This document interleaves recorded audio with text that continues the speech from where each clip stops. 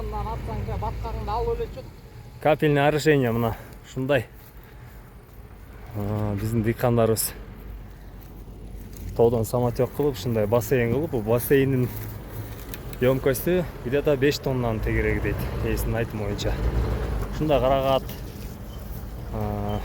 картошка жана башка мөмө жемиштерге өстүрүп аткан, сугарып аткан учур экен.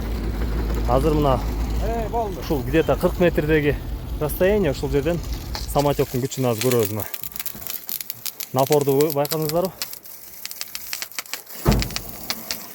Насага.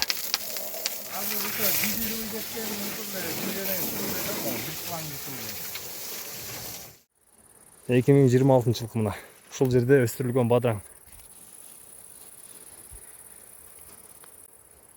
Жыты жөнүнө үзгөн деле болот го дейм мурунга.